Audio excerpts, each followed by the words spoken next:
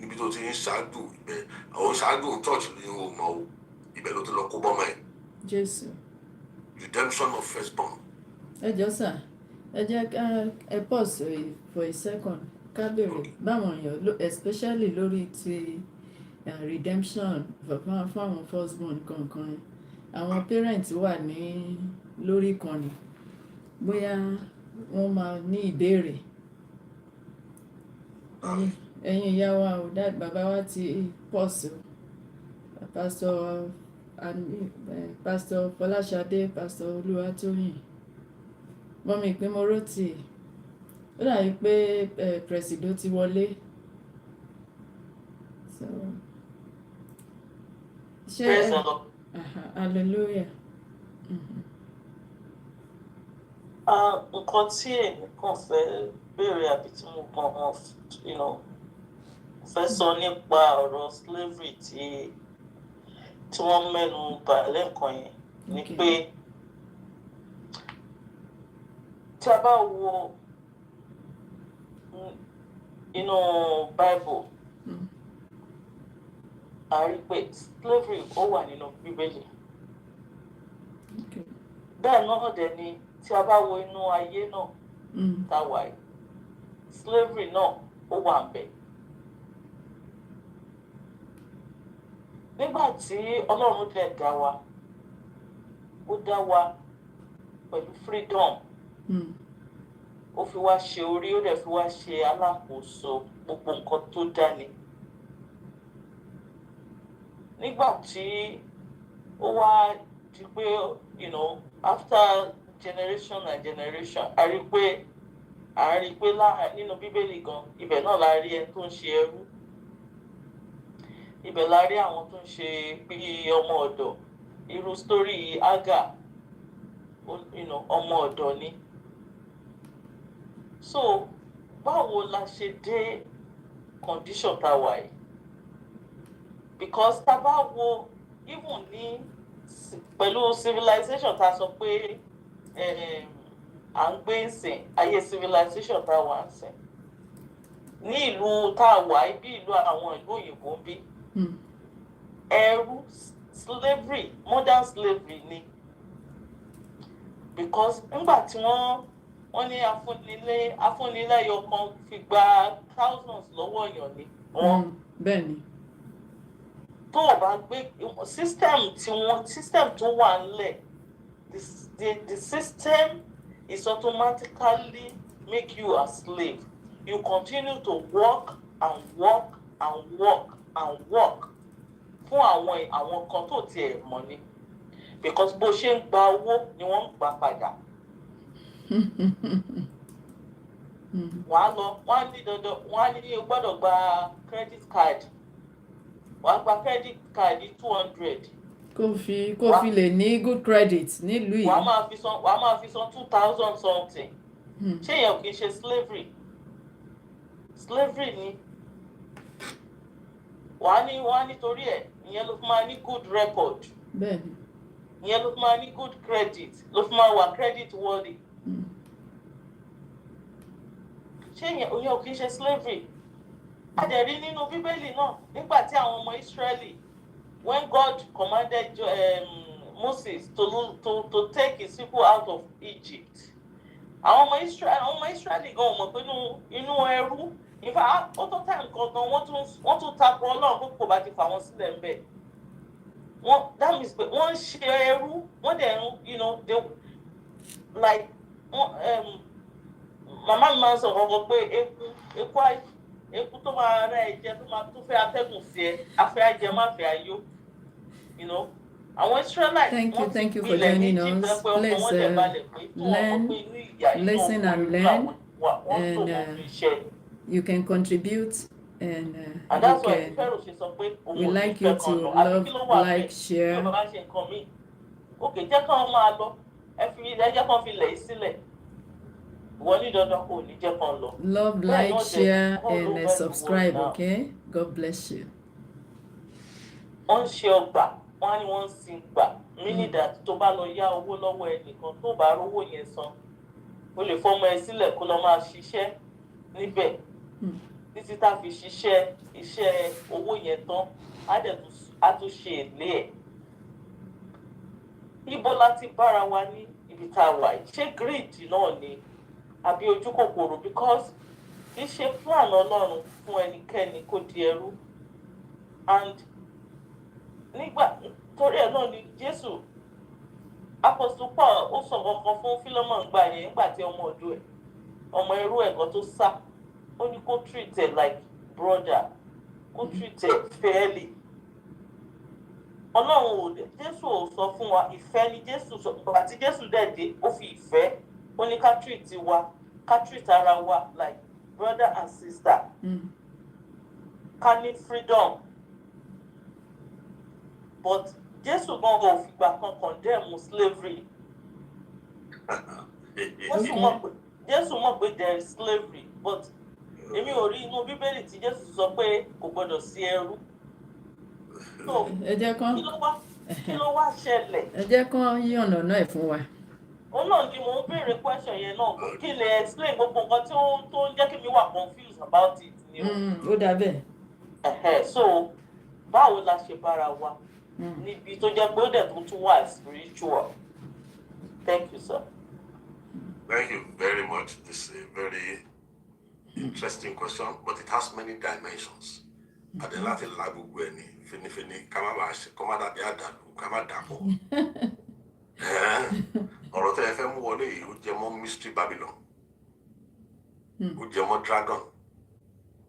Tẹ́ bá rántí pé ní Genesis chapter 1 verse 28 Olúwa sọ̀rọ̀ kan láti ìbẹ̀rẹ̀ wa, Olúwa dẹ̀ change mind there. Ó ní let us make man in our image and our likeness, and let man have dominion. Let man have dominion. Ọ̀rọ̀ kan dẹ̀ wà ní pé no go zone. Ọlọ́run sọ pé dominate the bird of the air, beast of the field. Ẹ dominate gbogbo nǹkan. Nǹkan kan pé ní Ọlọ́run ò fẹ́ ká dominate fellow man. So the worst form of wickedness tó wà láyé is the domination of fellow man. Ṣé wá rí ọ̀rọ̀ kan wà tẹ́ ẹ sọ níbi yìí sí tẹ́ pé ìbáṣe pé African American wà lórí ibi ni tẹ́ bá rí tó bá máa gbaná jẹ fún gbogbo wa bí yìí sí ìyàlẹ́nu ló máa jẹ́ fún wa. Mo ti wà nípàdé pẹ̀lú wọn rí dáadáa.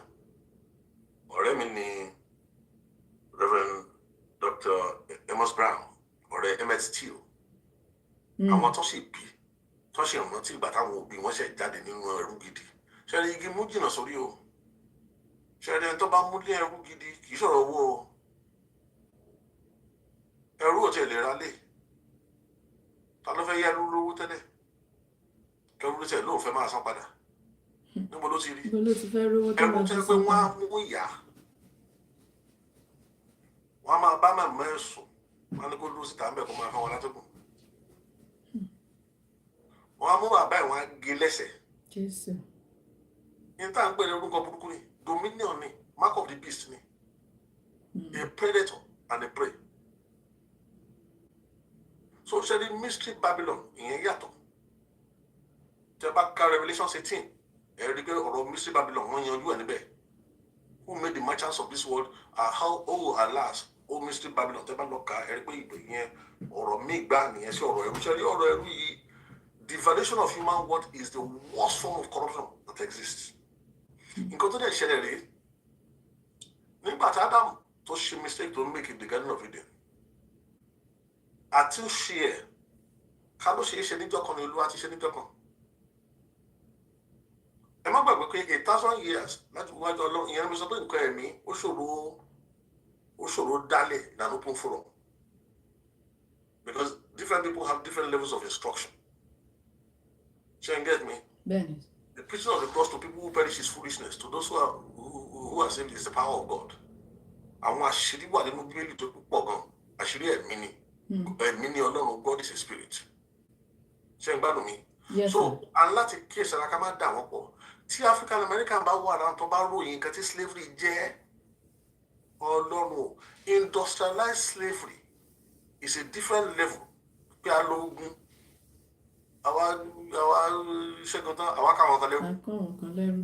àwa kó wọn sórí oko wa ká máa bá wọn roko fún wa pẹ́ bá yá tó bá wọn má rí ẹnìkan díẹ̀ gbogbo àti àtúndàdú mọ́ra wọn lọ́wọ́ ṣe rí industrialized slavery láti ìbẹ̀rẹ̀ dé òpin the brilliance of how to break a man from a natural look tebaka there's something in America tó ń pè ní lynch letters although one dispute originality here one something by the James River very 1712 wọ́n gbé àwé kan wá láti West Indies nígbà tó wo slavery tó ń ṣe ní America àgbà yìí ní àwọn colonies ìgbẹ̀yìn ó wo ní kí ni nonsense wọ́n ní such a waste òun á rí tán ẹlòmíì wọ́n ti gé ẹsẹ̀ wọ́n ti gé ọwọ́ ó ní it's a waste of assets ó ní máa kọ́ yín ní nǹkan tá à ń ṣe nísìnyí máa fún yín lóye ẹ̀ ó wá fún wọn ní instruction bẹ́ẹ̀ ṣe máa sọ èèyàn di ẹrú in fact máa kọ́kọ́ ọ̀rọ̀ kan wọ́n ní when you control the man's thinking you don't have to worry about his action tó bá control thinking ẹ̀ tó jẹ́ kó rò pé òun wá inferior ó ní láti sọ̀rọ̀ kó lọ jókòó sẹ́yìn tó máa wọ yàrá á lọ wá bí tó máa jókòó sí fúnra yìí. abuse wickedness is slavery. Abuse is economic inevitable. exploitations ẹgbẹ́ kan. Mammon ṣe ní ọ̀rọ̀ mammon tẹ̀ sọ yẹn ọ́fíìsì mi ní mammon ọwọ́ fúnra rẹ ló máa fọ ara rẹ sáyẹn fún mammon ló máa ìyẹn ní bíbélì ṣe sọ pé you cannot serve God and mammon ìdí ẹ̀ ni pé mammon gives value God gives you value ẹ̀jẹ̀ Jésù ní value wa ṣùgbọ́n mammon á sọ wọn pé nígbà tí mammon dé owó Jésù títí ó ní 30 pieces of silver ní kí lè ń tẹ̀lé fún gbogbo àpapọ̀ ẹ̀ 30 pieces of silver ìyẹn ọ̀rọ̀ Jésù ló sọ yìí o ìyẹn mammon ló sọ̀rọ̀ yẹn tẹ bá wá wo ọ̀rọ̀ mammon tẹ bá wo ní bíbélì tẹ bá wo mystery Babylon tẹ bá wo bọ́n ṣe wà connected ìyẹn ọ̀rọ̀ ọjọ́ mi gbáà ni kì í ṣe ta lè mú mọ́ ọ̀rọ̀ ẹrú ṣẹlẹ̀ yẹn tá bá mú lẹ́rú àtẹ̀mí ẹ̀ o ayé ẹ̀ o tó bá níyàwó ẹ̀ ìwọ ló ní ó bímọ ìwọ ló ní ibi tí ọ̀rọ̀ ẹrú wá le dó ni pé tọ́mọ́ tó dé pé wọ́n máa ń ta ọmọ wọn wọ́n lè ní kẹ́gbọ́n máa bá àbúrò sùn ó dẹ̀ ní láti kò gbọ́dọ̀ má ṣe ó láti ṣe ẹni tó rà ẹni ọlọ́run ẹ̀ ṣé ẹrú ta ló fẹ́ sọ sálárì fẹ́rú ṣe bá ra ẹni wọ́n gbé sókè àánú ẹni. but wọ́n ti upgrade ẹ̀ sí sir. Man of God àníta bá tẹ́lẹ̀ ọlọ́run máa yẹ ká rí nǹkan burúkú mo wà ní church kan lamẹ́ríkà ọjọ́ kan ẹnìkan wá ń sọ̀rọ̀ ilé kíní kankan mo wá sọ fún mi ní ṣe bó onílé ìgbà kan wà sẹ́ẹ̀ o bá gbéná kárí you are not even allowed to read you are not taught to read or write nobody want to employ you apart from industrial slavery menial jobs so the idea of home ownership the idea that your children are not going to school if you know what it costs African Americans ìgbà tí Jésù dé tí Jésù kó sínú ní African Americans right now ìjà tó mọ̀ ní pẹ̀lú African Americans lọ́wọ́ mo fẹ́ sòótọ́ fún yín ara ṣẹ́ tá à ń ṣe nígbà tí mo wá sí America ni pé ìgbà tí mo fún wa pàdé wọn tá máa sọ̀rọ̀ tán mo ní kí wọ́n ṣàkíyèsí pé until Dr. King came ìwọ̀nba ní òmìnira tí wọ́n rí gbà lẹ́yìn tí slavery ti lọ tán wọ́n tún dọ́gbọ́n continue slavery yẹn exploitation tẹ́yìn sọ yìí. I'll be right back. But exploitation yẹn ẹ má jẹ́ ká fi wé original rárá slavery ò tiẹ̀ fẹ́ ṣẹlẹ̀ slavery tó bá pààyàn ọlọ́pàá ò lè mú ẹ sí ló jẹ èèyàn lówó ọ̀rọ̀ sáìn ò bá sáìn ò sáìn kò sẹ́ni tó fẹ́ mọ́. So the African Americans will tell you their own story. They will let you know pé ìdí ni ó ṣe máa ń bí wọn sí àwọn bíi tiwa ń bí ìsìn tẹ máa dé láti ìlú míì ẹ̀ka ìṣàdédé wa ló máa gbàdúgbò tó pé ìbò nìkan ló ń gbé owó táwọn dókítà ń pa ẹ̀ ń sọ pé kò sówó wọn tó bá rí ilé tẹ́ ń gbé ẹ̀yin ò rí pé tẹ́ bá padà lọ sí ìlú lọ́hún gbà míì tẹ́ bá dé ìlú lọ́hún tẹ́ bá ní gbèsè máa ní òkè nìkan kíde gbọ́tọ̀ àwọn Nàìjíríà máa ń darí fi dá yín lónìí pé àwa náà fẹ́ jẹ gbèsè àníkà yóò dá ẹ sọ pé gbèsè lẹ́jẹ gbèsè tẹ́yìn jẹ yẹn gan àwa náà fẹ́ jẹ tẹ́ bá dé Nàìjíríà sí tẹ́ bá yí ọmọ tí ò lè lọ skul ọmọ tí ò lè ní kẹsàn ṣẹ́rí we have to be very careful as we weigh things with the mind of Christ. but wọ́n mú àwọn yẹn lẹ́rú sá wọ́n mú wọn ní ẹrú wickedness àwọn olórí wa ló kó wa débẹ̀ yẹn they still have freedom. Sir, it's true, sir. And their one change mindset one sí lóko ẹrú. The only issue only ni pé ebi ń pa wọ́n. Aṣọ tó yìí. Lẹ́rú sà. Aṣọ tó yìí. Tẹ́ bá kó ọmọ ní Nàìjíríà lẹ́yìn ẹ máa enjoy ara yín. Aṣọ tó yìí ṣé mo lè sọ̀rọ̀ sà? Aṣọ tó yìí nínú ẹrú tí wọ́n mú wa níbí àti ìtọ́mú ọ̀nà end money tó dẹ̀ kó end money tó dẹ̀ kó sí àpò ẹrú wo lójú yẹn lọ. Ẹrú tó mú yín tó yẹ pé gbogbo owó tó ń kó táwọn bá ti sick wọn kọ yín wọn kọ hospital wọn á lọ London wọn á nǹkan ló dákún sí tó lọ London yẹn kò tó sẹ́kù common man wo ló fẹ́ lọ London. And so on and so forth, ma. I just chip in. I don't wish to interject, but I mean, I just feel like I should explain to you. But every now, there's no food for anybody on this table. Common man cannot eat. If you be no langbo, that when you try that man personal resources, you want to do it.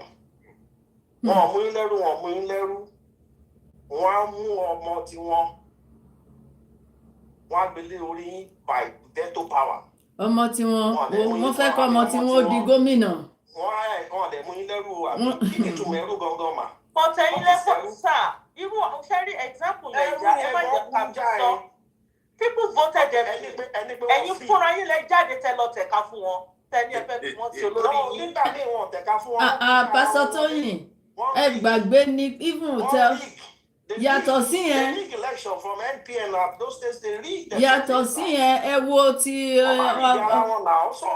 nǹkan tẹ́mi tẹ́ sọ ní pé so that I don't waste time ní pé tẹ́mi ṣe lè explain ní ẹrú níbi tí èèyàn nǹkan tẹ́yìn ń wò bí ẹrú ni pé wọ́n fi wọ́n rìn káàkiri wọn kó ṣẹkẹ́ṣẹkẹ́ sí wọn lẹ́sẹ̀ kan ojú tẹ́ fi ń wo ẹrú nìyẹn mà ojú tẹ́ fi wo ẹrú nìyẹn tẹ́ bá wo ẹrú in the context tẹ́mi ṣe explain tẹ́ bá take time you will believe with me. Now, I don't know whether I'm making sense, you know. Go ahead, sir. So, kill them. Go. Eru is not a good thing. So are encapsulated in like a bondage. You don't have freedom to yourself. Ẹ̀yẹ́ kan mú wọn pé wọ́n lè rìn wọ́n rìn káàkiri wọ́n rìn kiri wọn. Ẹ̀jẹ̀ àwọn èèyàn sọ wípé àwọn èèyàn. Okay, now, Taba compare it, yes, one more level or whatever. To me, sometimes I don't take it that America made me level, and I'll explain to you why I don't take it. The reason is, it's a choice. It's a choice. No, don't credit economic system in America, but it's still a choice.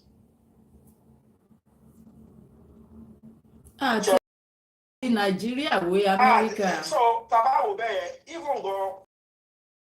No, I'm only one for our only placement contact we are. I mean, wages one this one. The minimum only times 3 that's okay, they do that among them. But can you compare if you told CS or petty free then I graduate still the decision so it's a lot. You have to go deeper and deeper to really know corruption.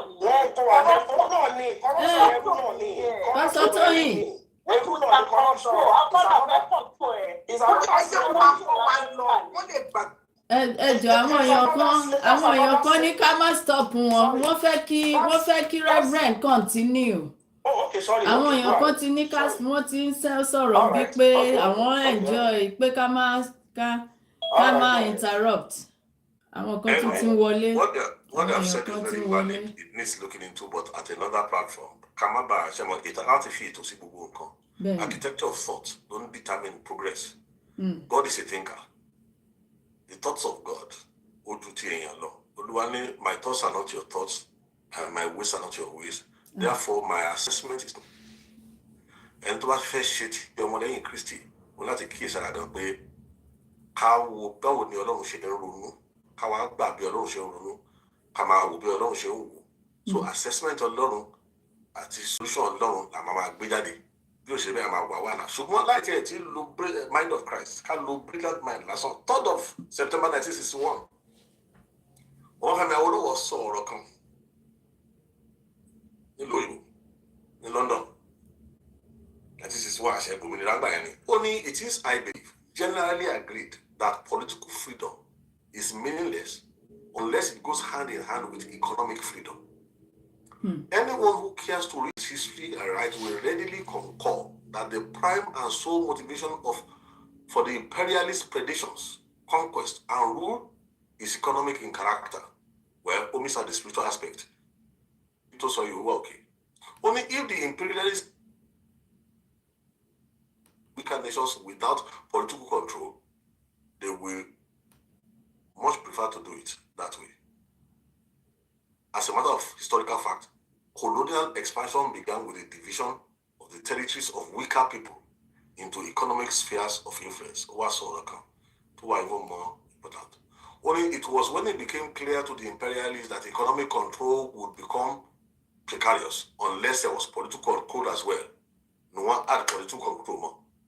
In other words, it is erroneous and dangerous to assume that the subjection of a country is at an end simply because it is politically free.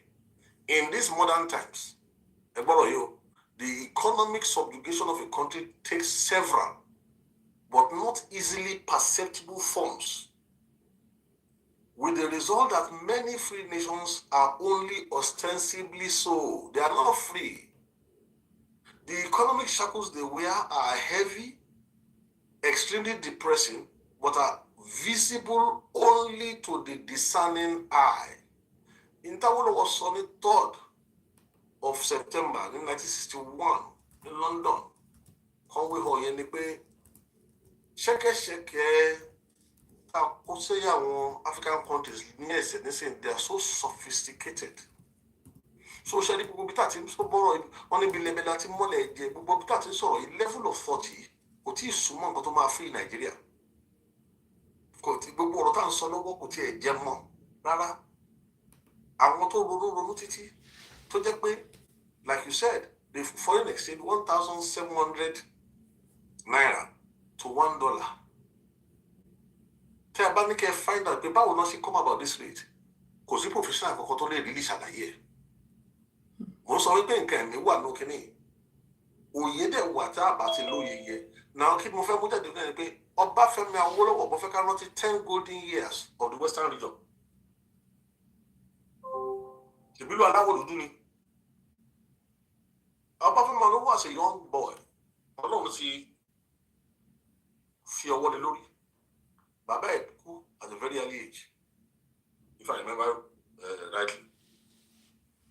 Nígbà tí bàbá ẹ̀ kú ẹjọ́ láyé ìgbà gbogbo oppression yẹn, báwo ni ọmọ tẹ́ pé ṣàṣà ló fi ráyè lọ school pẹ̀lú struggle ni kí ló ṣe ronú pẹ̀lú clarity of thought tó fi mọ̀ pé òun lè tún lè ṣe.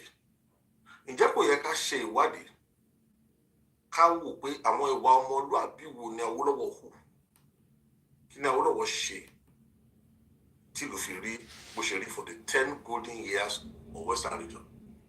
Now bóyá lè gan la fún máa conclude lónìí because bí òròpọ̀rọ̀ ìwà níbi mi ò rò pé lè padà jọ. Ẹ ṣì ń padà bọ̀. Awólọ́wọ̀ nígbà tó bẹ̀rẹ̀ ẹgbẹ́ ọmọ Oòduà kò bẹ̀rẹ̀ ẹgbẹ́ ọmọ Yorùbá wọ́n kẹ́ bẹ̀ sí kíyèsára. Oòduà was the first social engineer ta ní. Àwọn àṣírí tí Ọlọ́run gbé fún Oòduà kò lè jẹ́ kí kingdom wá dìde tó ràn. Nígbà tí Oòduà bẹ̀ parí iṣẹ́ lọ́wọ́ àwọn kan bẹ̀rẹ̀ Ike àti Ikegu some 2 clubs nígbà yẹn. They wanted to go back to idol worship and all these things to bring it back. So kí ni wọ́n jáde sọ fún wa ní pé ìgbà tó ẹgbẹ́ ọmọ Oòduà tí Awólọ́wọ̀ wá fún fèrè tí Oòduà fún fèrè kan náà ni. I was invited to Afẹ́nifẹ́re meeting in Professor's house many years ago láyé ìgbà tí Odùmákẹ́ ṣì wà láyé. Wọ́n àtọ́ sọ̀rọ̀ títí tí mi ò sọ kankan tó at meeting yẹn. Wọ́n ṣàní dandan pé kí n sọ. Wọ́n ní mi lọ́rọ̀ sọ. Wọ́n àtọ́ ṣàtúpé dandan. Mo rí pé àwọn young people wà ń bẹ̀ older people wà. Máa ní òkè máa sọ̀rọ̀. mo nígbà tẹ́ invite mi síbi tí Afẹ́nifẹ́re èmi tí mo mọ̀ pé fèrè tí Oòduà fún ọ ní 7th century 8th century òun ni Awólọ́wọ̀ fún ọ ní 1945 táwọn Rọ́ṣìjì in London Akerele brothers Saburi bí ò bá kú àwọn ohun tẹ̀ tún ní Akitola Williams tí wọ́n fi ṣùrùbọ́ ní London ẹgbẹ́ ọmọ Oòduà.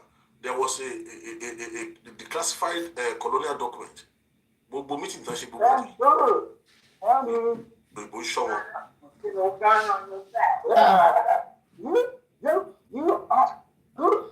Pastor Ọmọláàfin ọ̀run.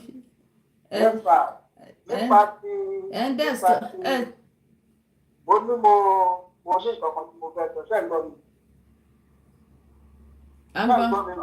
Reverend ni wọ́n explain nǹkan kan lọ́wọ́ ni. Okay, nípa tẹrú yẹn ni ló mú mi díẹ̀ mo ṣe try láti wádìí kan rárá. Kẹ lè wá sáré òkè ẹ jẹ́ ká sáré gbọ́n ó yá ní ìpẹ́ wà lẹ́nu iṣẹ́. Nígbà tí wọ́n pòsù nípa ìṣèrú tẹ̀rí ìlú tá a ti wá jẹun ni wọ́n ti mú wa lẹ́rú torí pé bóyá àwọn ọ̀dàgbà púpọ̀ tí wọ́n ti wá sí ìlú kejì àwọn apẹ́ díẹ̀ nígbà tó wá. Graduate ni mí ní ìlú wa mo fẹ́ fi ìwé ìlú ṣiṣẹ́ tí mo kà ní ibi ìwà the lowest level torí pé mi ò mọ̀ èèyàn torí pé mi ò mọ̀ èèyàn wọn ò fún mi níṣẹ́. Ìlú tí mo wá wà tí mo jáde tí àmọ̀ mi rí ní ìmọ̀ èèyàn kankan mo kàn contact lórí internet ni wọ́n dẹ̀ lókè ó kí n ṣe authentication certificate mo lè ṣe pẹ̀lú state ní bíbá láì mọ̀ èèyàn. Ìwọ wá ní ìṣòro nínú méjèèjì. Ìlú tí mo wà mo ralẹ̀ mo fẹ́ kọ́lé mo gbé yẹn rìn lẹ̀ lásán àwọn kan kó gbòǹgbòdé wọ́n ní rárá àbí tí bá san iye kan mi lè ṣe tẹ́gẹ̀ẹ́sì ni. Ìlú tí mo wá sí tí mo ti jájèjì wọ́n kàn gba information mi ní kẹ̀kẹ́ lóríṣiríṣi àádẹ́ kọ́lé lọ nígbà àádẹ́ parí ẹ̀ èmi tún lọ wọ́n mọ́lúdẹ̀ ìgbẹ́jà àjọba tó máa wáyé ìspẹ́kẹ̀ tó ṣe kọ́ sí kí ó wà condition fún láti pé ṣó máa ọkẹ́ ìmọ̀ balẹ̀ bẹ́ẹ̀. Èyí tẹ́mi ò rí àwọn tó rí wọ́n máa kẹ̀ wọ́n ìspẹ́kẹ̀ ìlú tẹ́mi wà ìjọba tó wà ń bẹ òkè àbáyẹn wọn ò mọ̀ bóyá mo jẹ ẹ̀sùn bí kan tó ga àbí kò dá. Mo fẹ́ yá èlò mo fẹ́ gbá 400,000 naira. Ṣẹ́gẹ́tì wọ́n ní kí n wá guarantor méjì wá. Thank you. Give me one next door. I get gonna be able to tell you. Okay, thank you. My kids want in your car. Yeah. I don't like it. Okay. Decent. So, ẹ má bínú jáde. Àmọ́ pé wà lẹ́nu iṣẹ́. Àwọn guarantor méjèèjì yẹn wọ́n kọ̀wé pé tí ọba kí ẹ sá àwọn aṣọ gbogbo ẹ̀ ní orí gbà o. Ìlú tí mo wà ẹ̀wọ̀n rí mi sójú ní ìgbọ́dọ̀ sọ pé iye báyìí ni mo ti gbà. Tẹ ọdẹ tán. Wọ́n bá ti wo rẹ́kọ̀dù ní ọ̀tán. Èwo wá ní ìṣèrúnú méjèèjì. Ìlú wa àwọn tí ìtẹ́rí ìlú Nàìjíríà tí citizen Nàìjíríà ò bá san táàkì rárá bọ́lọ̀ ṣe kẹwa nìyẹn tọ́lọ̀ ń kẹwa sí ìlú yẹn. Àwọn ìlú tí wọ́n nírú àlùmọ́ọ́nì tí ìlú wa ní wọn ìtì ẹ̀sán táàkì ìjọba tó máa ń kẹ́ wọn máa ń fún wọn ní nǹkan ni.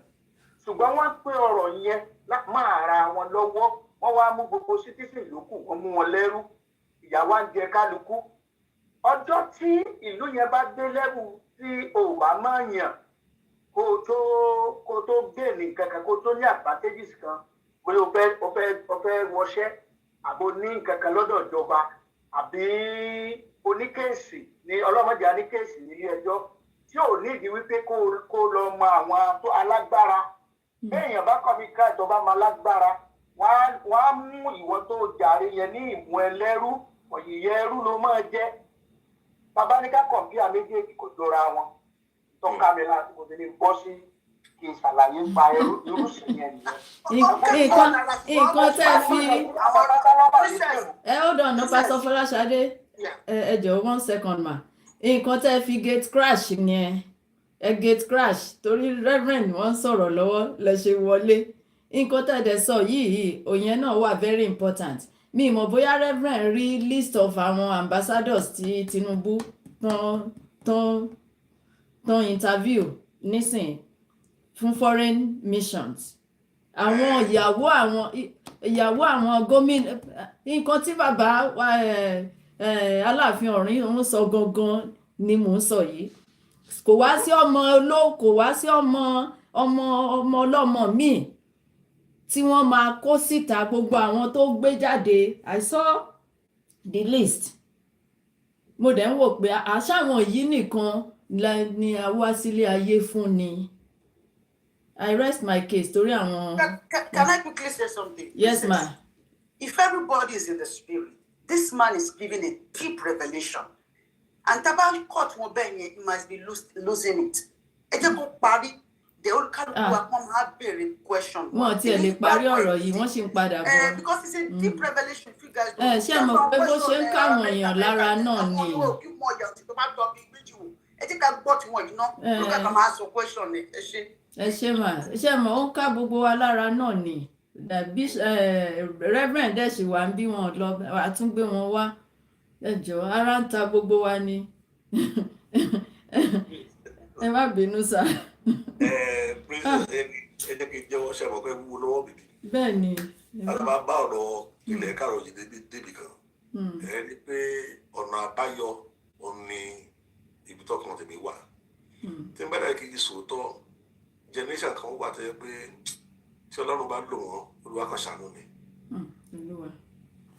Ṣé rí ìyà tó ti jẹ́ àwọn èèyàn wa báwọn èèyàn wa ṣe ń ronú ibi tí àwọn tó ti dàgbà díẹ̀ àwọn tá a ti kọjá 65 gangan ṣàṣàlẹ̀ nìkan kan lè useful wọn.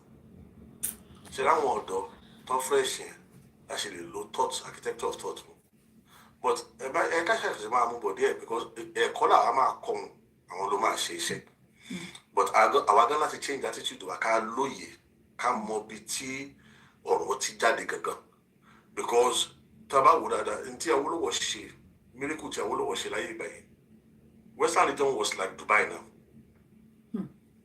ìpilẹ̀ṣẹ̀ tó kọ́ délé fèrè Awólọ́wọ̀ tó fún ó sì ṣe $4 nígbà tí wọ́n dé meeting àwọn Afẹ́nifẹ́re wọ́n ní kí ló dé mi ṣe fẹ́ sọ nígbà tá a ṣàṣọ títí mo rí gbogbo àwọn bàbá Chief Adébánjọ gbogbo ṣàlẹ̀ òkè say something the young boys out máa sọ fún ọ pé nígbà tá ẹ gbé mi wá sí ìpàdé nílùú yìí tí mo gbọ́ orúkọ Afẹ́nifẹ́re tí mo lè mọ̀ bẹ́ẹ̀ gbogbo ṣe tán mọ́ Awólọ́wọ̀ mo ní fèrè tí Awólọ́wọ̀ fọn fèrè tí Oòduà fọn tí Awólọ́wọ̀ rán fọn mo nígbà tí mo débi mo ní fèrè yẹn ni mo rò pé máa gbọ́ mo nígbà tí mo débi throughout the whole meeting mi ti ẹ̀gbọ́n kan fọn fèrè awé tí Awólọ́wọ̀ fọn ní 1945 èyí tí Oòduà fọn ní 7th century àwa ń sọ̀rọ̀ bí just anybody ẹ̀yà tí ò ní kíní tí ò ní nomenclature tí ò ní ṣèbáwá la lè di àwa lálàṣà àgbékalẹ̀ ọ̀rọ̀ òye kí ni gbogbo ilé ìdáhùn ṣe mo ṣáà fi ọ̀rọ̀ yẹn mo ra sọ ní ṣókí the younger generation ń pariwo pé kéde bẹ̀rẹ̀ àwọn àgbàlagbà tó ti yé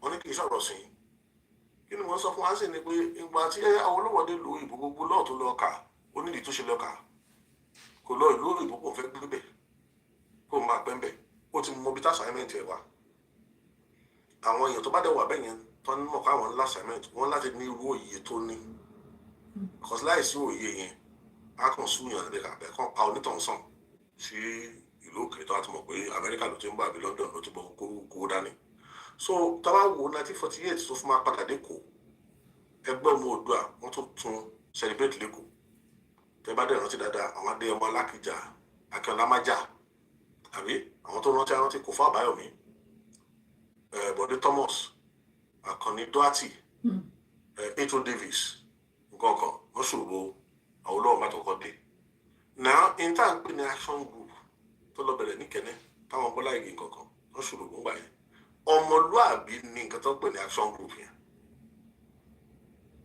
governance principle tí Oòduà tí Ọlọ́run ní kí Oòduà kó gbé fún àwọn èèyàn wa nílé Ifẹ̀ was the secret of our advancement láti bẹ̀rẹ̀ òun wa nílà gbé lárugẹ God made us the custodians n tá n pè lọmọlúàbí ẹ má jẹ́ ká tara wa jẹ tá a bá fi tribalism sílẹ̀ ẹ máa discover pé Oòduà kò tọ́mọ́ wa pẹ̀lú ẹ̀jẹ̀ ẹ̀bùn Ọlọ́run ló gbé wá tó dẹ̀ gbélé wa lọ́wọ́ mo gbélé wa lọ́wọ́ Olúwa ti rí wájú gift that the Southwest is holding is supposed to be a civilizing gift, just like Oro Wakanda, that will no film here. Black Panther. But ìjà wà láàrin ọmọlúwàbí àti Yorùbá. Tara wọn nìkan ni Yorùbá ń rò. Àwọn ọmọlúwàbí ló ń ronú pé kí ni Olúwa fẹ́. Ṣé ẹgbẹ́ kan tí mo sọ? Nígbà tí action group bọ́ sílẹ̀, free education, free healthcare, full employment, rural development. Ẹjọ́ tábọ́lọ́ ti Dr. Kideko, bàbá àwọn ọ̀rẹ́ wa lẹ́yìn ìgbà yẹn. Ṣèbó àwọn wà lára àwọn tó establish gbogbo cattle ranch. Ṣẹ́nìkan lè sọ̀rọ̀ cattle nonsense tá à ń sọ ń sìn ní. Stock tí wọ́n gbówó lẹ́tà Argentina nǹkan. About 30 cattle ranches across the western region. Now what am I trying to say to us here? Freedom from poverty, freedom from colonial, gbogbo kiri ó létò gbogbo ẹ̀ní Awólọ́wọ̀ rò sílẹ̀. Premier rates western region between 1954 and 1959. Ẹ ká rántí gbogbo nǹkan tí Awólọ́wọ̀ fi lẹ̀. WNTV, WNBS, tọ́lá rántí 1959. Àwọn olówó WNTV, WNBS bí. The television station we watched then, France ò tí ní television station. Germany ò tí ní television station. Ṣèbáwá iná ni. A ní TV station. Liberty Stadium, 1960. Wema World Estate. Irú ilé tá à ń gbé l'Amẹ́ríkà táwọn èèyàn ń pariwo kiri kan sí tẹ́ bá gbogbo àwọn estates Wema World fún ayé ìgbà yẹn. The quality was too high. Bodija, housing estate. Temanoti. Wema Bank, Western House, Lego, Cocoa House. The tallest in the sub-Saharan skyscraper. Temanoti, Sadi Olo Cocoa House, like Bayeri. That's low. Premier Hotel, Cocoa Industries. Ekpe Plywood, but when I visit the factory to the Ekpe Plywood, it could still compete with the modern factories. And I went to visit it in the year 2000 and 2000 and something, Ekpe Plywood that we expected. West African Portland Cement, Great Nigerian Insurance Company, Sheta Kamakalo, Tower Aluminium, Niger Right, Aska Paints, Greater Hope, our minor holdings, Amatebe, Dondo, Nigerian Aluminium Extrusion, SKG, Pharmaceuticals, Niger Delta Exploration. In Tia Wolo officially, AP, First Bank, I'm talking about minor holdings now. About total budget about working for $1 trillion. Nibae, Taba calculate Louis. Go center BC Western region, BC Moshe. So the question you want to ask yourselves now is how did we leave a place? Look, I will tell you in those days, remember that before independence, when you left Western region and went to England, anybody would tell you who was around then that only motion treat or to minimum pay of Western region was 3 times that of the Northern region. It was almost double of that of the Eastern region. Minimum pay. So, ọ̀rọ̀ wá dàbí ọ̀rọ̀ ẹ̀tẹ́ pé tàtàṣé wà lẹ̀, tòmátì wà lẹ̀, omi wà lẹ̀, gbogbo tá máa lò òróró rè gbogbo ẹ̀rí kò wá sọ́bẹ̀. Kí ló ń ṣe wá gan? Kí là ń sọ lẹ́nu tó dàbí ọ̀rọ̀? Nígbà tó yẹ pé ẹni tí ó wà lọ́wọ́ wa tá a bá gbé lárugẹ tá a ṣe bó ṣe yẹ ká ṣe, we will not only rescue Nigeria, we will rescue the nations of Africa. There's no well-articulated package like the Omoduabi package. Ó dàbí Wakanda ni. The only problem is this: Yorùbá ti pọ̀ ju Ọmọlúàbí lọ. Àwọn Yorùbá àárín wa wọ́n ti wá pọ̀ ju Ọmọlúàbí lọ. Àdánù kò jẹ́. Àwọn tí ò rútọ́ mọ́. Wọ́n ní ọmọdé mọ́gbọ́n wá. Àgbà mọ́gbọ́n wá. Ṣùgbọ́n la fi dá lé Ifẹ̀. If you look at the sophistication of the enculturation, tó ẹ̀rí ọwọ́ Ọlọ́run nínú ẹ̀.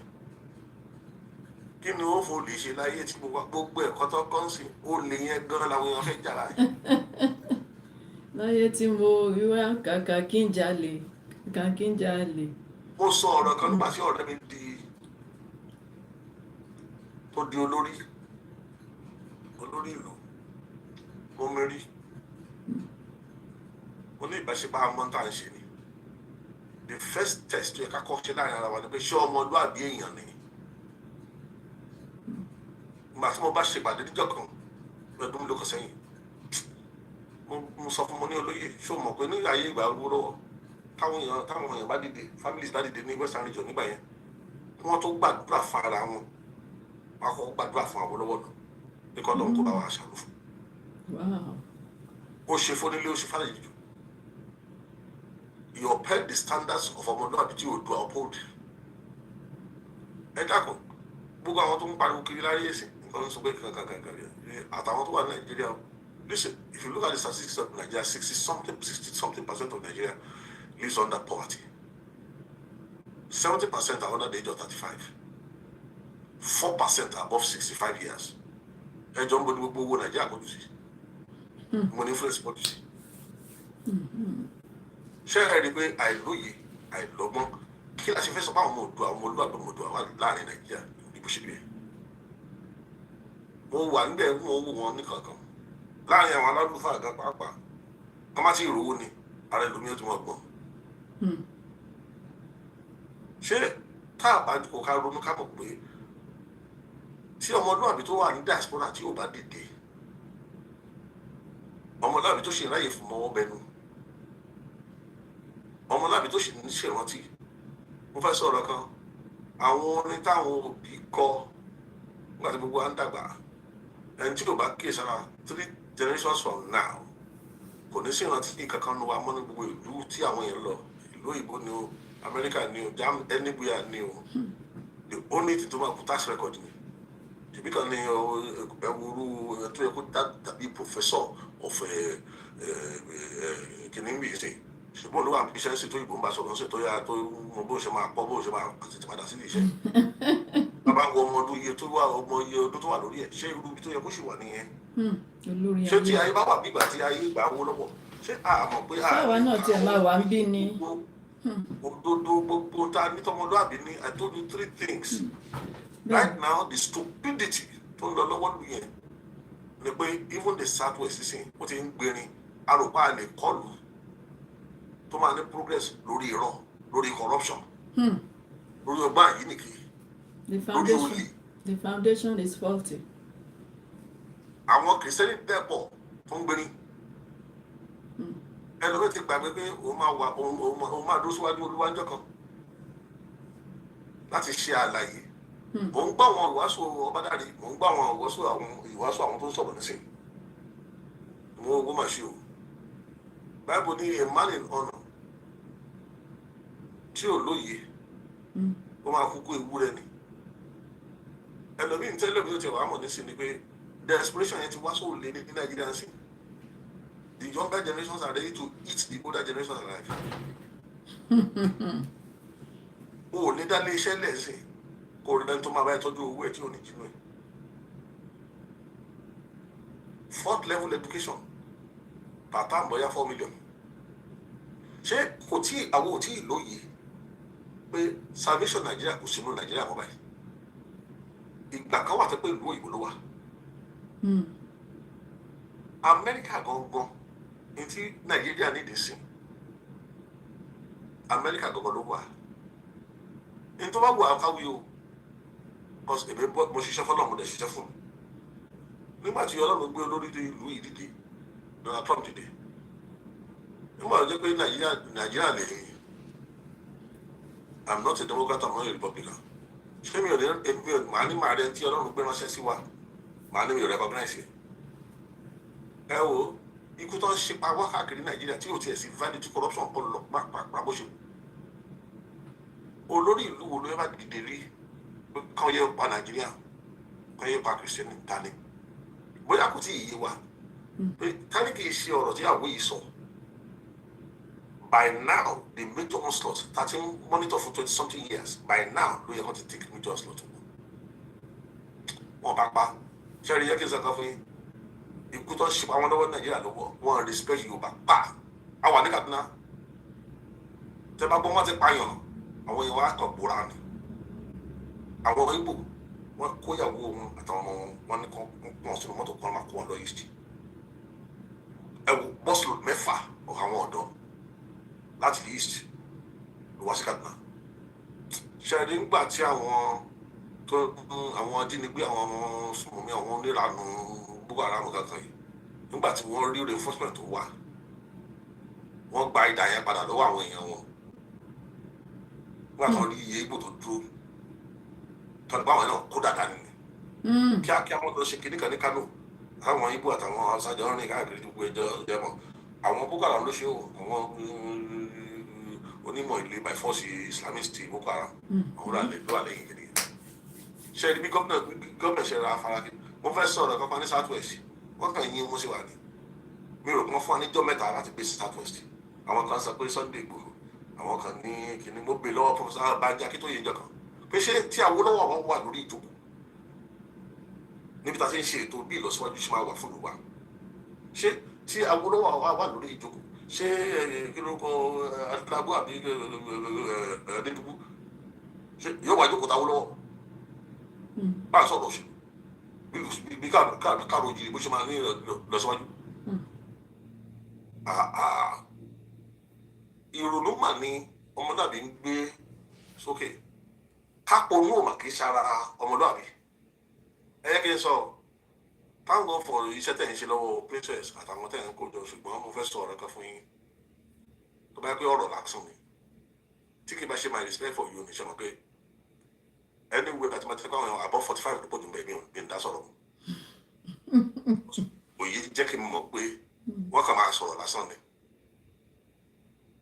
ìyà tó ti jẹ kálukú kò jẹ́ kí wọ́n lè ronú ju ara wọn lọ ṣùgbọ́n tó gbé ṣarántí bẹ́ẹ̀ ṣe bá mi sọ̀rọ̀. bẹ́ẹ̀ni mo ní láti I mean my people have to listen to this. ṣùgbọ́n sáré náà ti mọ̀ pé investment téèyàn bá ṣe á jẹ́ pé èmi tí mo ti rí ibi tó ti ń ta ẹ̀jẹ̀ èmi tí mo rí ní tó ń bọ̀ ká ti jókòó tá a náwó tá a náwó tá a ná gbogbo ẹ̀ pé kó ṣàṣe ṣe bishop ṣé bishop wà bẹ́ẹ̀ kọ́ bá wa dá sọ̀rọ̀ yìí.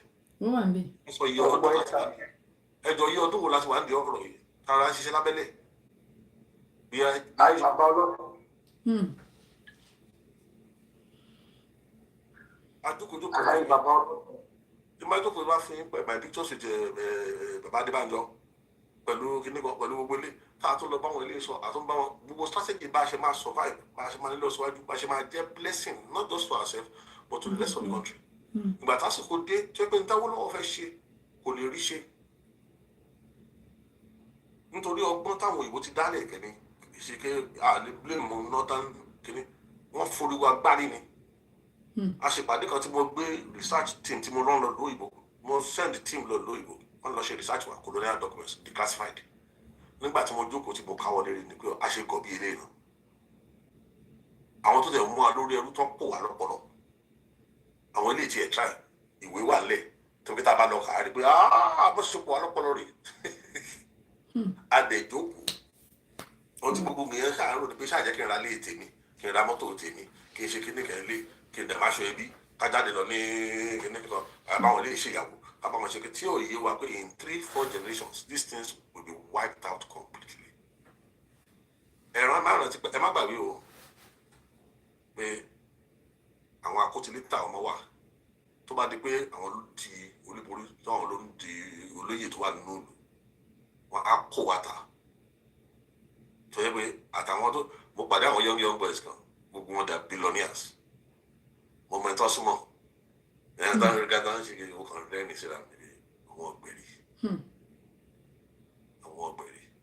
in a few generations you will regret it nígbà ó bá dẹ̀ wá kúrò lé ayé wà wá rí pé gbogbo ẹni Ọlọ́run wò láti pè ọ́n gbogbo ilé táwọn èèyàn sọ látàárọ̀ ṣé wọ́n mọ iye àwọn èèyàn tó ń kú àgbà àtọmọdé ní hospitals Nigeria infant mortality rate maternal mortality rate ṣé wọ́n mọ iye èèyàn tẹ́ pé nǹkan kéékèèké tẹ́ pé oògùn kéékèèké báyìí lè bá ti solve problem tó ń kú dànù lójoojúmọ́ ǹjẹ́ wọ́n mọ iye àwọn ọmọbìnrin kéékèèké ọ̀dọ́ tó pé iṣẹ́ àṣìṣẹ́wó náà ṣe àwọn ọ̀dọ́ obìnrin ní tẹ́lẹ̀ àbí ṣé nísìnyí àwọn ìyàwó ilé ò ti bọ́ síta ní Nàìjíríà sí táwọn náà wá ọmọ ṣe máa pawó.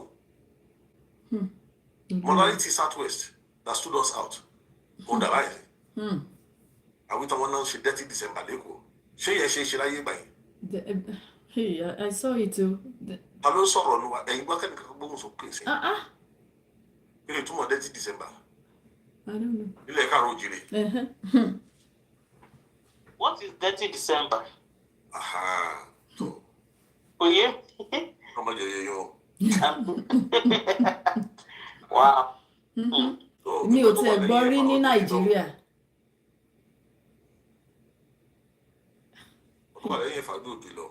So if your group is ready to work and act, ìgbẹ́la lè máa sọ̀rọ̀. Ṣùgbọ́n tó bá yẹ ká máa sọ̀rọ̀ ká máa gbàdúrà ká máa àdúrà láti gbà ti tó.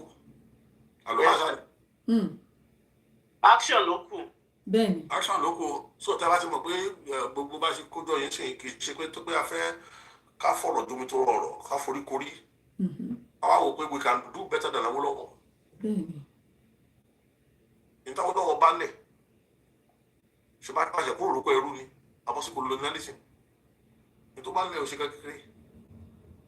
Kó tó bẹ̀rẹ̀ free education ọdún mẹ́ta ló ti ń gba tax sílẹ̀. He went round dé ìjọba Àkúrẹ́ even àwọn ìlú wọ́n persuade àwọn èèyàn láti fi hàn wọ́n pé tá a bá ṣe kínní ó máa dáa. Èèyàn mélòó ló wà lẹ́ni mo rántí picture tó ń show professor kan nígbà tó kọ́kọ́ wà ní school Awólọ́wọ̀ fún ìgbà yẹn ìhòòhò báyìí lọ́lẹ́wé. Gbogbo àwọn ọmọ yẹn sì kàn máa sọ ìbò kiri bí ọ̀pẹ rẹ̀. Oh my God. Táwọn ọmọ ọ̀pẹ nìkan wà tó jẹ́ pé Ọlọ́run lò ọlọ́mọ yá wọn lò. Ó tó di pé bàbá wọn rí ṣe ni. 2-3 generations down. And right now, àwọn tó wá wà lẹ́yìn sí ni pé ọmọ olè ń kọ́ ọmọ ìlú lè. So the righteous have no hope in Nigeria. The righteous have no hope. Nítorí Ọláfin ọ̀run tó sọ fún yín nìyẹn. Ẹni tí òun òbí ẹ̀ ò bá ti fún wọn lọ ilé ìwé tẹ́lẹ̀ táwọn òbí ẹ̀ tó ń fún ẹ ní àtẹ̀jọ́ tó ti kọ́lé sílẹ̀ kọ́lé mọ́lé sílẹ̀ fún ọ tó ti ṣe gbogbo ẹ̀ kò bá lè ní sí cloud. Ọmọ mi kúrò gangan tó bá máa dìde sí ó máa payọ̀ dìde ni. Máa pọ́rọ́ ni. And they are so desperate. Ẹ lọ sí ordinary Lagos State Civil Service ṣe ẹ lọ corruption tó wà bẹ́ẹ̀. Kí la wá lè ṣe báyìí Ọlọ́run? Kí ni which way? Kí ni ọ̀nà àbáyọ because topic wa ni which way Nigeria? Which way for Nigerians? Because we are concerned citizens. Wọ́n àbí ṣé bí gbogbo ẹ̀ ṣe máa lọ náà ni because nígbà táwa kéré wọ́n sì ń sọ fún wa pé ó máa dára ìgò bẹ̀tà àwa láti débi tá a dé yìí sí. Tó tọ́ ni. So ọ̀nà kí wọ́n wò bí. Ẹ máa rí format ti meeting yẹn ni. So àwọn èmi ṣe rí which way Nigeria yẹn ó tiẹ̀ ṣì jìnnà which way ọmọlúwàbí ni. Bí táà máa bẹ̀rẹ̀ nìyẹn. Ká bẹ̀rẹ̀. Mo sọ nípa kan mo ṣe interview kan some years back nígbà tí wọ́n Sunday Igboho tán padà mo gbọ́ pé Sunday Igboho iṣẹ́ wo ló ń ṣe tẹ́lẹ̀ kí ló ṣe dìde hope wọn wà mo wá rẹ́rìn pé ǹjẹ́ mọ irú ìbọn preparation infiltration of Nigeria army tó ti ṣe sílẹ̀ mo lè sọ fún wọn báyìí mo ní kò ní tó 3 hours sọ fún ma mo Sunday Igboho tó fún ma dá kìíní ẹ̀rù. Wọ́n jẹ́ kó escape ìgbà yẹn kì í ṣe pé bí àwọn lè mú ọ dàbẹ́ ẹ̀mọ́ bí Nàìjíríà àwọn tó wà lórí Nàìjíríà àti ìfún tó wà lọ́kàn wọn ṣe lè tó. Mo bá àwọn nígbò sọ̀rọ̀ mo ní ìpínlẹ̀ yìí ṣe wà tẹ́ pé kò ẹ̀ lóye báyìí. Wọ́n sọ pé rẹpẹrẹ ẹ̀ ti sáré ṣe lé mọ́ ẹ̀yìn náà ló máa pa ṣé ẹ̀ rí pé wọ́n mọ̀ wọn dẹ̀yìn ni. So ọmọlúwàbí Káàárọ̀ Oòjíire ẹ̀yin ni Ọlọ́run gbé ẹ̀bùn fún. What started in the 7th century, the harvest is supposed to be coming now. Awolowo revived that star in 1945. The 10 golden years of Western region was more than enough. We moved ahead of many Western nations. So it will even be easier now than ever before. But God has to find àwọn ìmọ̀láàbí ọmọ Yorùbá tó lóye. Àwọn tó lè rí beyond àwọn tó wà ní lead under pressure. Fẹ́ sọ̀tọ̀ fún yín ṣàṣà ní nǹkan tí wọ́n lè sọ. ẹni tí ẹ pé tó bá ti gbọ́ èdè owó tí ẹ lu kò sí iye tó ń wá tán ní fún ẹ ìyá ń jọmọ ìlú ìyẹn ní ká má gbé $5 million fẹ́yàn kan gbà mí mo mọ owó tá a pín tó bá ti wọ́ tẹ̀ $7 million ìwé ẹ̀yìn tá ìṣiṣẹ́ bí ọdún mélòó ẹ̀ ṣá $1 million jọ ìgbà yìí kí a tó sọ lọ́wọ́. ká tó san gbogbo bíìlì ńkọ́. But àwọn tá a sọ ní kíní cash nígbà míì ní àwọn ilé ẹlòmíì $2-3 million. àlówó wa náà dẹ̀ ni owó tó yẹ kán fi tún ìlú wa ṣe kí everybody. is under poverty line living under poverty. tọ́mọdé ti dé àwọn alámà pàtẹ́wọ́ fún inú wa máa lò. mo fẹ́ béèrè question kan bí inú ẹ̀yẹ́ kí n ti béèrè lọ́wọ́ àwọn èèyàn pé kí lẹ rò pé ìmúlẹ̀wú lẹ rò pé apàṣẹwà bá wọn ṣe pé tó ń bá ṣe ọdún tiẹ̀ tán. èmi lọ́kàn. kí ni ìmúlẹ̀ yẹn ṣe fẹ́ affect South West mo kàn fẹ́ béèrè yẹn. nígbà tí èèyàn gba igbákejì tó pé olórí Boko Haram ẹnu ọjọ́ mẹ́ta sẹ́yìn ṣe wọ́n tuntun mọ́ NSA ń pígbọ́n fáwọn èèyàn ní Kwara àwọn Fúlàní Kwara AK-47 ẹ̀jọ̀ kí ni ìmúlẹ̀ yẹn náà kí dẹ̀ ni what would the effect be on the South West? kí tiẹ̀ ní mí ní èmi lọ́kàn. kí lárúkú máa ṣẹlẹ̀ tó lóye bá parí ambition tiẹ̀ tán. àwọn náà ó tún gbà padà àwọn Haúsá. tọ́mọdé àpò padà ẹjọ́ báwo ni kí ló fẹ́ ṣẹlẹ̀ sí kí lẹ́rù pé wà ní ọkàn ẹ̀jẹ̀ ká sọ̀tọ̀ kan náà kì í ṣe gbogbo Haúsá o àwọn tó ń destroy Nàìjíríà àwọn tó ń ronú nínú wọn tó 2000. Fúlàní dẹ̀ ni wọ́n. àwọn Fúlàní ló pọ̀ jù lọ. bẹ́ẹ̀ni. àwọn tó ń ronú plant wọ́n ń lò Nàìjíríà kan náà wà o tá a bá bọ́ sí Washington mẹ́rin sí à ń kọlù wọn ní lobby. So you are dealing with a global problem with a local fix. Bẹ́ẹ̀ni. Now we are the only ones who have a well-structured program. Kọ́tí ọmọdé àbíjẹ́ nìyẹn. Tá a bá mú program ẹ̀ tá a bá package ẹ̀ dáadáa. Táwọn tó wà ní diaspora bá foríkò yìí. Ọ̀nà àbáyọ wà o. Ṣùgbọ́n sáwọn èèyàn tó ṣe sọ pé bóyá wọ́n ní bill àwọn wọ́n máa sanwó aṣọ ẹbí ní December o tọmọ bá fẹ́ ṣègbéyàwó wọ́n máa ṣàwọn ìnáwó rẹpẹtẹ o ṣùgbọ́n nígbà ayé Awólọ́wọ̀ every family bóyá £1 mìíràn ti yẹ tán ní nǹkan máa san ẹ̀ tẹ́sí lè sàbí nǹkan mẹ́rin ní nǹkan máa san gbogbo £1 owó láti £1 nígbà yẹn. So a máa múra aláti wá àwọn èèyàn tó ní integrity àwọn èèyàn tó lóye irú platform yìí is a very valuable platform it's a think tank. Ẹgbẹ́ ọmọ Oòduà àtàwọn olówó fọ́ọ̀mù 1945 kò tó nǹkan tẹ̀ níbi. Gbogbo ń tọ́ lọ ṣe ní 1948 ní Nàìjíríà ìlú òyìnbó lọ́ti rò. Action group tán lọ fọ́ọ̀mù ní Nàìjíríà gbogbo ẹ̀ láti rò sílẹ̀ ní òyìnbó kó tó dìbò dé Nàìjíríà. Aláwọ̀ olówó jáde kó bọ́ sílùú òyìnbó fún ọjọ́ ọdún mẹ́ta tó lò ń bẹ̀ ló fi rí gbogbo nǹkan tó ṣe rí o. tó dẹ̀ improve Western region ẹjọ́ àwọn èèyàn wà bí tí o ti ṣe ju ọdún mẹ́wàá lọ ní 30 years 20 years l'Amẹ́ríkà. So princess ká bí o wá ẹ̀mí àwọn kémìkì wá láti bá àwọn èèyàn complain. ẹ jẹ́ ń sáré sàn kankan lórí nǹkan tẹ́ sọ last year sir because tí a bá ń sọ̀rọ̀ ọmọlúàbí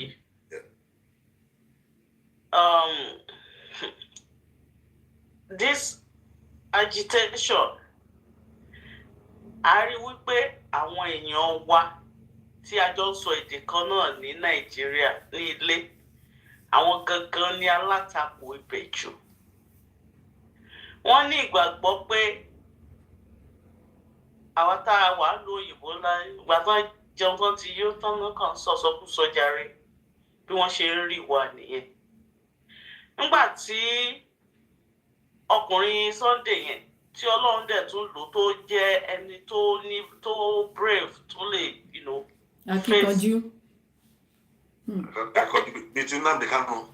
Bẹ́ẹ̀ ni àádẹ́rì sí pé irú gbogbo àwọn ènìyàn bẹ́ẹ̀ yẹn ni wọ́n ń try pé nígbà àwọn wọn gbọ́dọ̀ gbérí mọ́. Ṣé ẹ dẹ̀ mọ̀ pé by nature àwọn èèyàn wa láìkí wàhálà, àwọn Ìgbò tiẹ̀ tún sì láìkí wàhálà jù wá lọ, wọ́n lè face anything.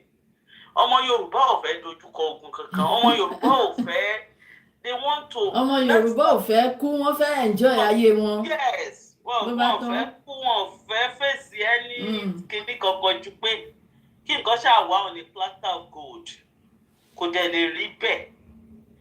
But tó bá tẹ̀ máa wá rí bẹ́ẹ̀, ó yẹ ká ní ìṣọ̀kan support àwọn tó wà ní àwọn yẹn gangan ní èṣù lẹ́yìn ìbejì ta ní. Because ṣe rí àwọn tó ń darí wa, even àwọn olórí wa tó jẹ́ ọmọ ilẹ̀ wa, àmì tí wọ́n ń sọ èdè wa yìí. Number one, nítorí nǹkan tí wọ́n ń rí ní orílẹ̀-èdè yẹn, wọn ò fẹ́ kí nǹkan yẹn wáyé, wọn ò fẹ́ kí agitation yẹn wáyé. Bẹ́ẹ̀ni. So with that being said, wọ́n dẹ́rù bà gbogbo ẹnikẹ́ni tó bá fẹ́ sọ pé òun support ẹ̀. Ìyẹn number one. Number two, àwọn èèyàn wa gan tó wá ní orientation tó. Báwo la ṣe fẹ́ fún wọn ní orientation yìí? Education náà ni. Ẹ ṣe sọ̀rọ̀ báyìí ni o ṣe mọ̀ pé gbàdá ẹ sọ̀rọ̀ mo fẹ́ béèrè lọ́wọ́ yìí pé nígbà tí Awólọ́wọ̀ ń bọ̀ láti ìlú òyìnbó tó ń padà sí Nàìjíríà, tó wà lẹ̀ lílé lọ́hùn, ṣó yàtọ̀ sí tó wà lẹ̀ sí irun ní generation wa náà lọ títí ni. Èèyàn mélòó ló lóye nígbà yẹn? Ṣèbẹ́ òun náà ló dé tí wọ́n dẹ̀ wò pé wo àwọn yòókù dà tí wọ́n dẹ̀ gbárùkù tì wọ́n jókòó. Ó ṣàlọ́ ẹ̀wọ̀n, àmọ́ Awólọ́wọ̀ ò ṣẹ̀wọ̀n ni. Ó ṣẹ̀wọ̀n o.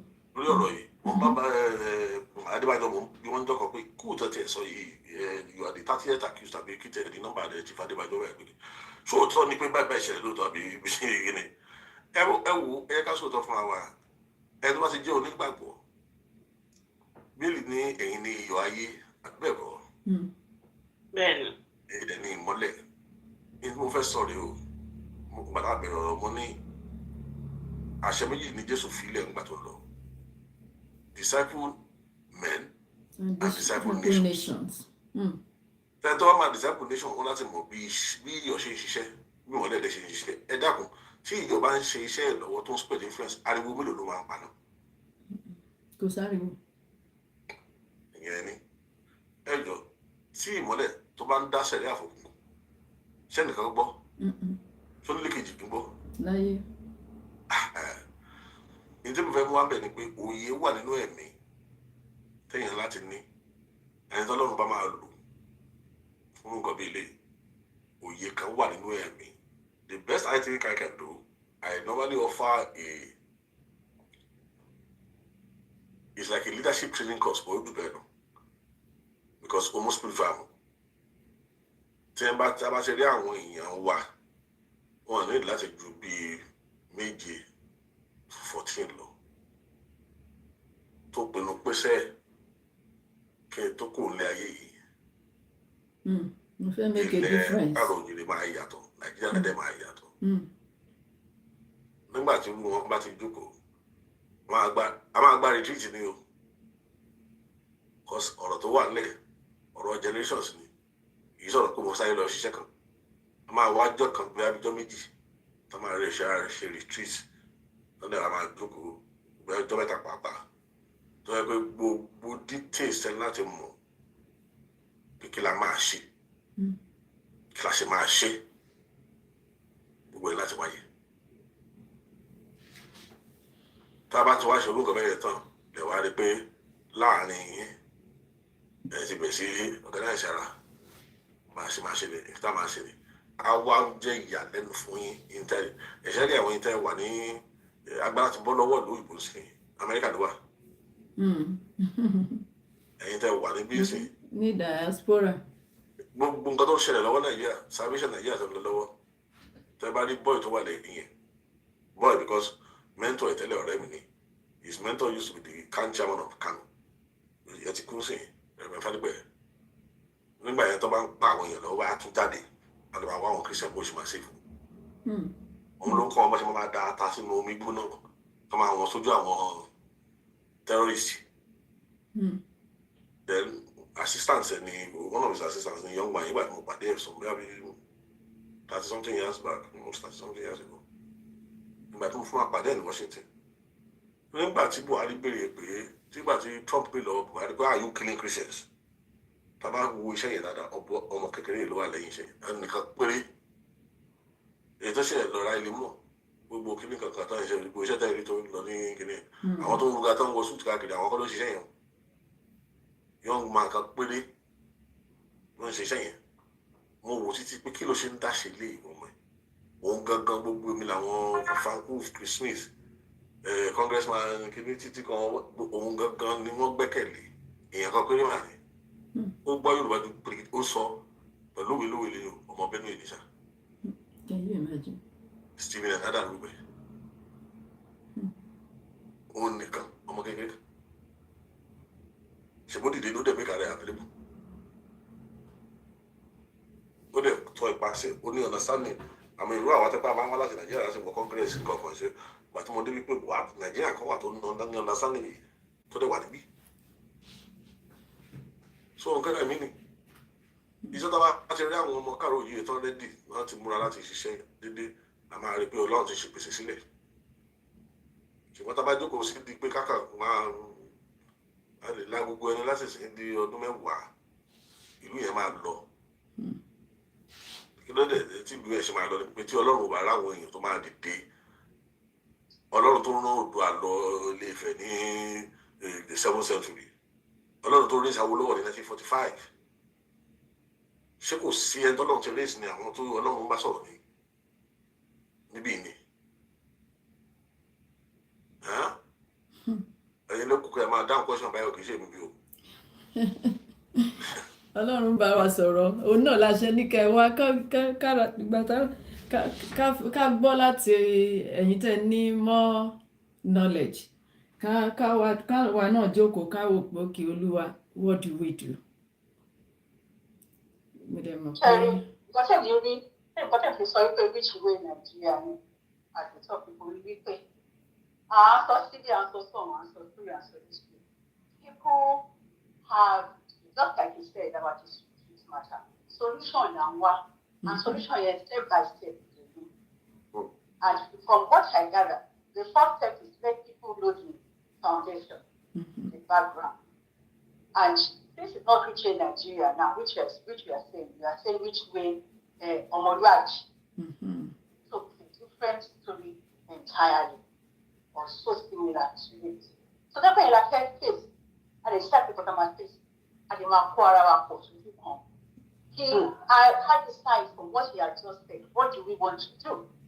I keep saying there has to be a propaganda. There has to be some duels. You are right, my beloved sister. Yeah, I think you are very right on what you are saying.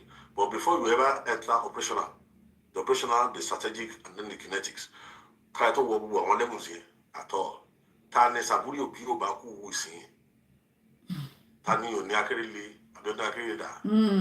Ní Ayọ̀rọ̀ sì jí nínú yín Tani Akíntọ́lá Williams ẹ bá tí kọ́kọ́ ní àkọ́ọ̀dì yẹn ká mọ who is who tó ti determine pé níta ẹ fẹ́ ṣe rè mo ní 1945 sẹ́ẹ̀ nígbà tí Awólọ́wọ̀ fọn fèrè kò sí kan tó ní kí princess má fọn fèrè Awólọ́wọ̀ ẹ bá ti bèmí àfọn yín nígbà ṣe máa fọn tó bá ti ṣùgbọ́n yín yẹn àwọn ẹni máa kọ́kọ́ bẹ̀rẹ̀ ti ṣiṣẹ́ nígbà tí ẹ̀yin bá bẹ̀rẹ̀ sí ṣiṣẹ́ láti bí lè máa rí pé there's a GB tí wọ́n fi ọwọ́ sí pé mi náà yeah notice o princess. No, Bishop. Bishop ni. No, Presidoni o. Presidoni. Okay. Presidoni Ẹkúṣẹ́ Olúwa. Ó yá, mi ti ẹ̀rọ wọ́n yín. Yeah, unfortunately, I don't want to interject anymore. So, ṣé a ti lè béèrè question sí àbí bẹ́ẹ̀ ká fún ẹ jẹ́ ká fẹ́lẹ̀ ṣe. No. A question and answer. Ẹ jẹ́ ká spend another 10 minutes. So now my question is this, sir. Thank you for your wisdom. God bless you, sir. I really enjoy it. It takes only God to give us people like you. Yes. But Nigeria, they call it Nigeria and they call it a nation, but I cannot see it as a nation. I'm just saying my own concern. I see it as a collection of communities living on a fictitious foundation. Number 2, you mentioned Egbe Omo Oduduwa. Omo Luwabi, which that is honestly, that is my own understanding about the way forward. Unfortunately, I'm a party to agitation. I have to be frank. And Thank you for joining us. I have to think deep over the years and look at the nation. Thank you. That country, I just look at saying, Thank you so much. I've never Please seen this remember to country subscribe, acting love, as a like, nation. okay? Never. And so, I'd like you to come how back long are we in a going to minute. keep deceiving ourselves when we know that